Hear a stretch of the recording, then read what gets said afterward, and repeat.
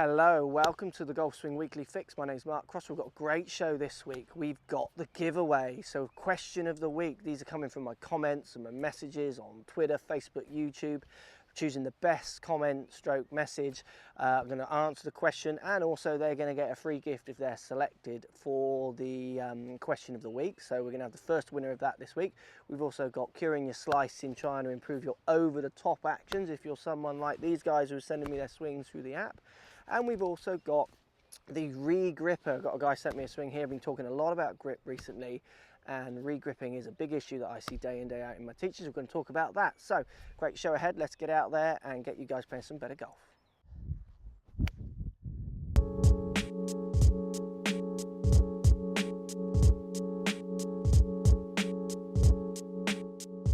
Right guys, over the top. You can see from these swings here, I mean, I get loads of swings sent to me, and over the top is a common theme. I've done lots of videos on it, but I just want to share with you a really good drill which I do with lots of my students. Now, it's a good drill in the sense that if you can get it to work, it will transform the way you hit the ball. Unfortunately, people find it very hard to hit the ball this way, and the reason they find it hard to hit the ball this way if they're an over the top swinger like the people in these videos is because it deals with the root issue. And often if you deal with the root issue, it's almost too much for lots of golfers. It's hard for them. They want simpler fixes. To actually deal with the real cause is often a hard thing. So look, give this a go and definitely let me know how you get on. So over the top, I see loads of swings sent to me where people get to the top and simply transition on the downswing straight over the top. It's just hitting down and across the ball, which is going to produce top shots, low shots, slicey cuts, pulls. Predominantly it's the slice that it causes that you see day in, day out, because people then, they can feel they're hitting across the ball, so they react with a different club face, or the club face reacts to that club path to give them the choppy shot. And what you'll notice from the videos that these guys have sent me is that it's all about the way they turn off their right foot. So the transition as they start the downswing starts from the ground up, so it's centered around the right foot. And what is happening is they start the downswing by pushing their right knee forward. So they are coming off their right foot like they know they're meant to. The right foot's meant to come up as they come into the ball. But by coming off the right foot but keeping all the weight on their toes means they're just simply pivoting around their right leg rather than coming off their right foot more in a way where the little toes come off as well as the heel. So it's more of a push forwards as the right foot comes up. It's almost as if you're going to start a sprint, you're going to push off that foot. What they're doing is simply pushing their weight that way. Now, as soon as that happens, as soon as I start my downswing, my right knee goes forward, right foot comes up, and my weight's on my toes, that's always pushing the club outside of the ball line, outside over the top as we know it. And if I keep my weight on that foot as I hit the ball, I'm coming across with a transfer after I've hit the ball. So really want to start focusing on about how you're transitioning that downswing. So backswing to downswing, how are you starting it? And I did this drill, one of my first drills on YouTube years ago. It got a good response then, and it equally will get a good response now. So if you've seen this one already, I apologise if you haven't. Just get out there and have a go with it. Look, I've got a basket by my right foot here. And what I'm going to do is try and hit a shot. And you over the top golfers, hitters, you're going to find when you hit your shots that you tend to knock this basket back, because by pivoting around your right foot like you're doing, what happens is the right foot comes up, then as you spin, the heel will push back of the toes, which knocks the basket back. You need to try and get into the habit of hitting shots where your right heel moves forward of your toes. So what happens, the first movement on the way down is to push your heel forwards of your toes. So that brings your little toes up and the heel up. It brings the right knee across towards left. It's the weight shift moving onto your left side as you then rotate through, bringing the heel up onto its toe. So what happens if I do that and hit a shot is the basket doesn't get knocked. Because what happens is I'm hitting through the ball. And what happens then is there's no need for me to now attack from over the top, because I'm not pivoting around this right leg. I'm actually moving my weight, by moving this foot this way, I'm moving my weight forwards, which will help you bring the club more through rather than across. So it's really about, rather than focusing so much purely on your club path, try focusing a little bit more on which leg you're pivoting around on your downswing.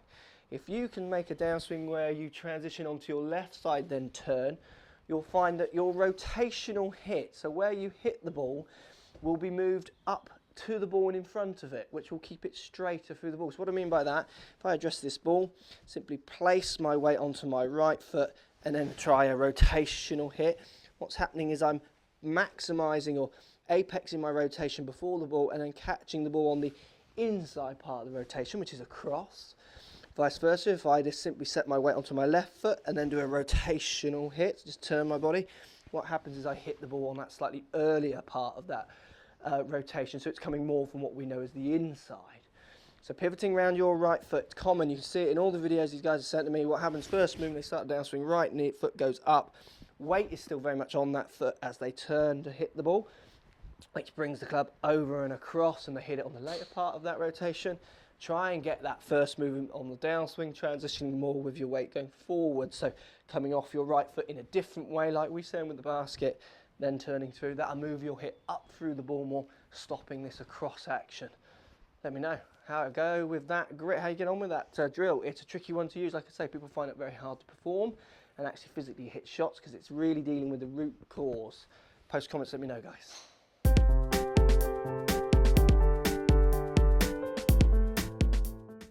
Right guys, new feature this week. We've got question of the week. Got a question sent to me here from Rickson111. Basically, Rickson111 is saying that he hits his practice swings or does his practice swings with his driver and he feels confident, but then when he gets up to the ball with his driver to hit shots, he loses that confidence and struggles to hit the ball with any power. Thanks for the question. You will win this hat for such a great question, which we're now going to include in the weekly fix. I'm going to try and do this most weeks. So you've got a nice tailor-made RBZ R11S free hat. I'm going to send this to you. All you need to do is send me your email address via YouTube, I think, which is where that comment was posted, and whatever address you send to me, I'll send that hat off. So thanks for the question. So look, let's deal with it. I've got the driver. I've got my driver here, the old Nike limited driver, 9.5. Now I feel quite confident with my driver. Okay, it's one of my preferred clubs. Now what happens is the reason I feel confident with this club is because I'm happy with my technique. I'm happy my technique can stand up if I'm hitting shots here in front of you or if I'm hitting shots in a tournament. So the first thing I would say to you if you're not feeling confident when you actually get up to the ball is think about going and having a lesson with your driver and work out what are the flaws in your technique that are making you not feel confident. Because the only reason you're not confident is you're obviously hitting some bad shots with it, and you're hitting some bad shots with it because you're applying some obscure angles through grip and setup or swing issues. So lesson always, and don't be afraid that, you know, lots of pros won't allow you to use your driver sometimes in lessons. Just book one up, phone up, say I want to have a drive lesson, it's got to be on my driver, and they'll sort you out. So that's the first thing I would suggest. Second thing I would think about as well is I read a brilliant, like a PDF little ebook, which I'll put a link in the description below. You should go and check it out, guys. It's from another golf pro who deals with elite players. He teaches a lot of elite, good golfers, and he's talking about the importance of practice and how you should practice. And one of the things I picked up from this is that he was talking about how often do you practice competitively. So you might practice hitting balls day in, day out, or once a week, or a bucket of balls, whatever, but how much of that are you actually feeling the juices flowing and the nerves running when you're practicing? And if you find the answer to that is 0% or small percentage, there lies your issue. I mean, what you've got to be doing when you're practicing, and I certainly do this when I practice, and certainly when I play, is you need to be putting an edge on your practice. You want to be trying to get the same feelings flowing that you're feeling when you're teeing up with your driver on the course. So those nerves, those anxieties you're feeling, you want to try and recreate that in games on the practice area, or go out and play with your mates rather than hitting balls on the range, and get some money on it or put a drink on it or something. Put a little edge on it so it actually starts to matter. You need to practice performing when feeling nervous, and that will also allow you to identify the issues that you face when you are nervous, rather than just practicing hitting the ball well and going to the course and saying, oh, I'm not in it so well now. But it's because it's a completely different environment. You need to be trying to bring these two environments much closer together in the way you see them and perceive them. So look, quick tip, I think people know this, but I'm going to say it anyway. I'm going to hit some shots now with my driver, but I'm going to set out a fairway. So I've got two targets out here that I've set out that I want to hit between. Now, what I'm also going to do is I'm going to set myself a goal. So I'm going to hit, say, 3 drives. And I want all 3 of these drives hitting this fairway. And if they don't hit this fairway, what happens is I'm going to have to put a 3rd ball there. So like the putting drills where you putt from a distance and then you go back to the start if you don't make the putt, I'm going to do that with hitting the fairway. So here we go. I'm going to start with this one. I can see where my fairway is. Let's give it a go. So that's down the middle. Happy with that one. Let's give it another go. Just make sure I know where I'm going out there.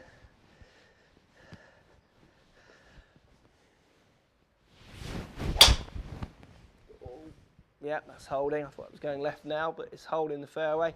So now the last one, I can feel a little bit more pressure because obviously I've done 2. I don't want to start again. I want to move away from my driver maybe and get onto a different club. So I'm going to just really make sure this one is going to hit the fairway. Got hold of that. That's right down the middle. So that's 3 balls. You can use 5, you can use 10, you could do it with your friend to get them to get free, you to get free and compete, put something on it. Look, you've got to try practicing with more intent. You've got to practice trying to get the juices flowing all the time. You don't want to be practicing and feeling too relaxed about it. You need to practice competing. You can hit the ball, you play golf, but how good are you when it matters? And that's what you're complaining about. So you need to practice that situation more. I'll put the link in the description below. Go to this website. I think there's a cost to download one of the spreadsheets or ebooks. I don't think it's too much, but it's a great little resource just to get you trying to practice and think like an elite player or even a tour player is thinking to help you play some better golf. Hope that helps. Thanks for the comment. Let me know when you get the hat. Hope it fits. And thanks, as always, guys, for watching. And we'll see you soon.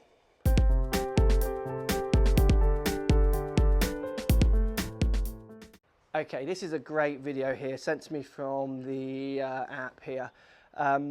Look, re-gripping. I get re-gripping a lot. I've done a lot of videos recently as well, talking about right-hand grip and where it should be and the effects of it being in the wrong place.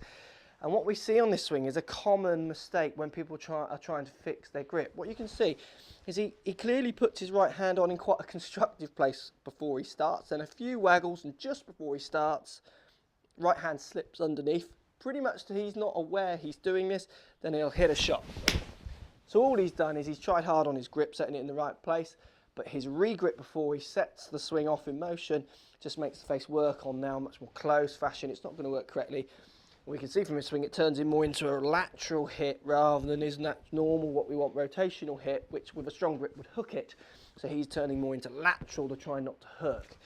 Now, re-gripping is so common, and it's so common when people are thinking about changing their grip, because changing the grip is such an instinctive thing to break. So where you grip it is where you feel comfortable. For someone to tell you to grip it in a different place will feel awful, hideous for most people, so they fight it, consciously and subconsciously sometimes, with this re-gripping. So look, great tip for you to check if you are a re-gripper or not. If you're someone working on your grip and you struggle to keep it in the place that you begin, and even if you don't, do this drill to see if you are a re-gripper, because sometimes re-grippers don't even know they are actually re-gripping it. Set yourself on with a neutral grip. Get 3 balls there. Can you just keep hitting them? So what happens is I can keep going. I don't need to stop because my grip isn't changing its position. So the relationship between the face, my hands and my body, and stroke the ball to the target line is staying constant. The only thing that's moving is my steps into the ball. If you are a re-gripper, what will happen is you'll hit a shot, grip in the right place, re-grip, hit one. The club face will get in the wrong angle in relationship to your ball and hands and body. You'll bring it back and you won't be able to start again. You'll have to change your grip. So that is a great drill to see if you are a re-gripper. If you know you are, use that drill to try and break the habit. Even if you're someone who's changing your right hand, subject to the videos I've been putting out there or anyone else, and you don't know if it's staying in the position it's meant to, try the drill. It's great. It'll show you if your grip is moving throughout the swing or not, which will get you hitting some better shots as long as you keep it in a stationary, good, solid position at the start. Thanks for watching, guys. Let me know how you get on. Post comments. Always love to hear what you got to say.